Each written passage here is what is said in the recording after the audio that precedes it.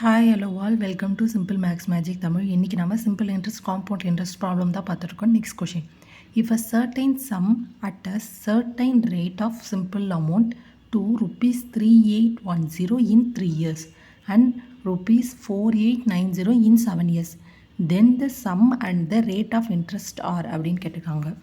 அதாவது 7 இயர்ஸில் 4890 ருபீஸ், 3 இயர்ஸில் 3810 ருபீஸ். அப்போ இதை மைனஸ் பண்ண சப்ராக்ட் பண்ணோன்னா 4 இயர்ஸில் நம்மளுக்கு வந்து 1080 ருபீஸ் கிடைக்கும். அப்போ பர் இயர் இன்ட்ரெஸ்ட்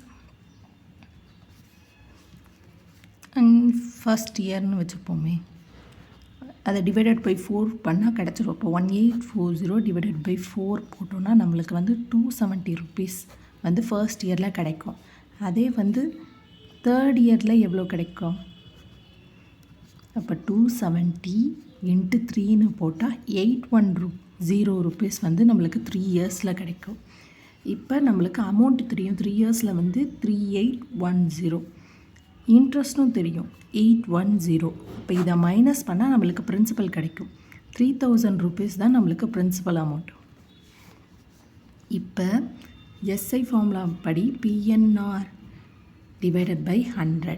இப்போ இன்ட்ரெஸ்ட் நம்மளுக்கு தெரியும் 810, principal amount 3000 into number of years வந்து 3, ரேட் ஆஃப் இன்ட்ரெஸ்ட் நம்மளுக்கு தெரியாது, டிவைடட் பை 100.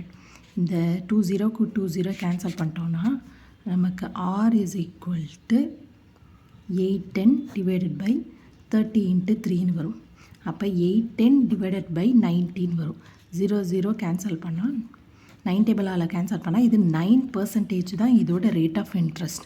இந்த வீடியோ உங்களுக்கு பிடிச்சிருந்தால் லைக் பண்ணுங்கள், ஷேர் பண்ணுங்கள், மறக்காமல் சப்ஸ்கிரைப் பண்ணுங்கள். Thank you so much.